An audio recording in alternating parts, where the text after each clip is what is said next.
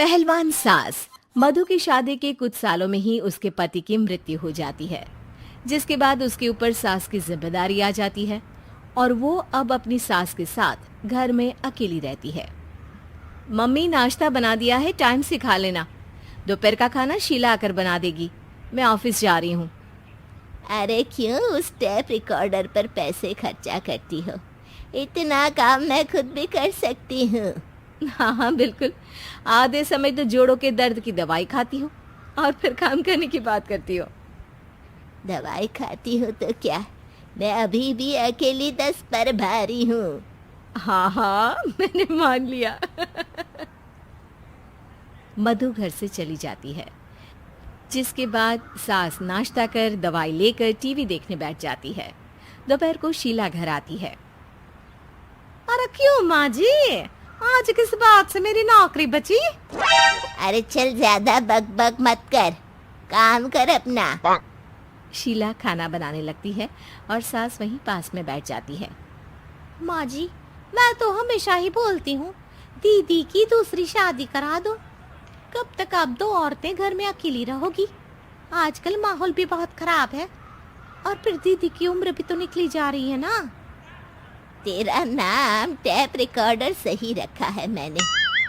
तेरी एक ही बात को रिपीट मोड पर चलाने से वो पूरी नहीं हो जाएगी, इसलिए मेरी बहू से ज्यादा खाना बनाने पर ध्यान दे, नहीं तो कहीं वो भी तुझसे मुंह ना फेर ले और नौकरी चली जाए।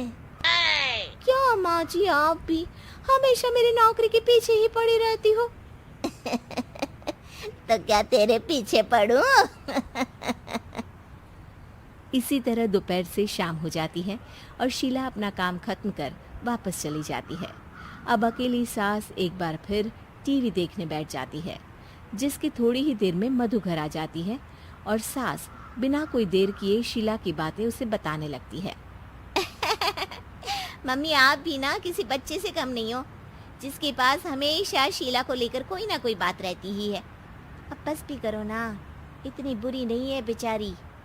अरे मैंने कब कहा बुरी है, बस उसकी बातें करके मुझे बड़ा मजा आता है। सास की बात पर हंसते हुए दोनों डिनर करने बैठती ही हैं कि लाइट चली जाती है। अंधेरे में मधु मोबाइल की फ्लैश लाइट जलाकर मोमबत्ती ढूंढने लगती है। तभी उसे हॉल में कुछ गिरने की आवाज आती है। मम्मी, आप अंधेरे में इधर उधर क्यों घूम रही हो? अरे तेरे पीछे ही तो खड़ी हूँ। हाँ, अगर आप यहाँ हो तो वो हॉल में सामान कैसा गिरा? भूत आया। अरे मुझे क्या पता, जाकर देखना पड़ेगा ना। दोनों हॉल में जाते हैं, लेकिन वहां कोई नहीं होता। अब उन्हें कमरे में से सामान गिरने की आवाज आती है।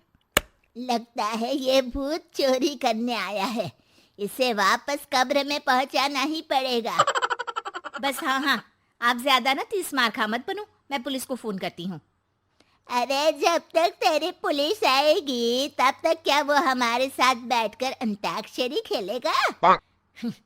हट डरपोक, संभालने दे मुझे। अब सास पास रखा फ्लावर पॉट उठाकर कमरे की तरफ बढ़ने लगती है, जहां उसे 2 आदमी दिखाई देते हैं। पीछे पीछे मधु भी वहां आ जाती है। मम्मी, अभी भी मौका है, बाहर भाग जाते हैं।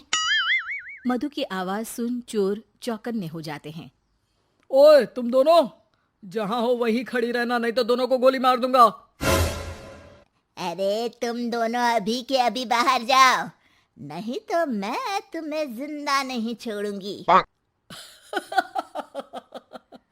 ये बुढ़िया हमें धमकी दे रही है। अबे तुम दो अकेली अब लड़ते क्या कर लोगी? अरे जा भेजा, दोनों को बांध दे। जैसे ही दूसरा आदमी सास को पकड़ने उसके पास आता है, तो वो उसके सर पर फ्लावर पॉट मार देती है। उसके सर से खून बहने लगता है, जिसे देख दूसरा आदमी गन निकालकर हवा में गोली चला देता है, जिससे बचते हुए दोनों सास बहू वहां से भाग जाती हैं। अब वो तीनों एक दूसरे के आगे पीछे पूरे घर में भागने लगते हैं। मम्मी, आपने तो सच में उसे मार दिया। तो मजाक में कौन मारता है? और अभी तुम मेरे साथ ही रहना, नहीं तो पक्का मारी जाओगी। ये औरतों को कमजोर समझता है ना। आज इसे औरतों की ऐसी ताकत दिखाऊंगी कि ये आदमी पैदा होने पर शर्म करेगा। ये अचानक आपके अंदर झांसी की रानी कहाँ से जाग गई? वैसे तो हमेशा जोड़ों में दर्द बोलती रहती हो।